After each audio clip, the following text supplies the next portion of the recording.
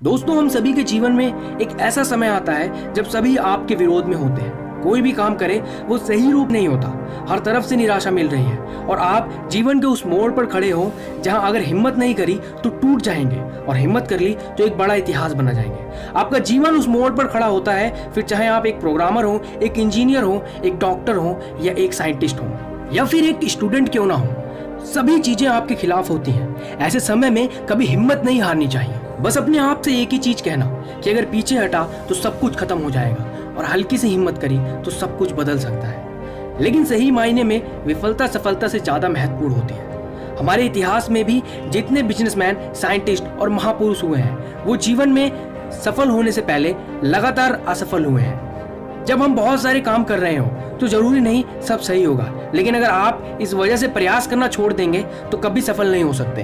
Henry Ford, जो billionaire और विश्व प्रसिद्ध फोर्ड मोटर कंपनी के मालिक हैं, सफल बनने से पहले कई 5 अन्य बिजनेस में फेल हुए थे। कोई और होता तो 5 बार अलग अलग बिजनेस में और अन्य कार्य में डूबने के कारण टूट जाता, लेकिन फोर्ड ने ऐसा नहीं किया। आज वो बिलियनियर कंपनी के मालिक हैं। अगर विफलता के बारे में बात करें तो थॉमस एल्वा एडिसन का नाम सबसे पहले आता है। लाइट बल्ब बनाने से पहले उन्होंने 1000 बार विफल प्रयोग किए थे। एल्बर्ट आइंस्टाइन, जो 4 साल की उम्र तक कुछ बोल नहीं पाते थे और 7 साल की उम्र तक निरक्षर थे, लोग उन्हें दिमागी रूप से कमजोर मानते थे, लेकिन अपनी थ्योरी और सिद्धांत के बल पर वो पूरी दुनिया के सबसे बड़े साइंटिस्ट बने।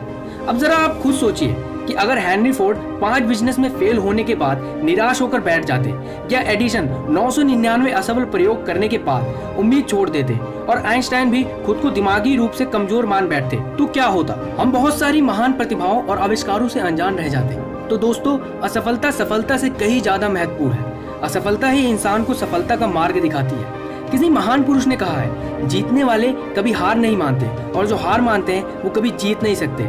आज सभी लोग अपने फेल होने के बाद अपने भाग्य और परिस्थिति को कोसते हैं। अब जरा सोचिए, एडिशन भी खुद को अनलकी समझ लेते और प्रयास छोड़ देते तो दुनिया एक बहुत बड़े आविष्कार से वंचित रह जाती। आइंस्टाइन भी अपने भाग्य और परिस्थिति को कोस सकते थे, लेकिन उन्होंने ऐसा नहीं किया। तो आप क्यों कर रहे हैं? अगर किसी काम में आप असफल हो गए तो क्या हुआ? सब कुछ खत्म थोड़ी हो गया। फिर से उठो, कोशिश करो। कोशिश करने वालों की कभी हार नहीं होती। दोस्तों, असफलता तो सफलता की शुरुआत होती है। इससे घबराना नहीं चाहिए, बल्कि पूरे जोश के साथ फिर से प्रयास करना चाहिए।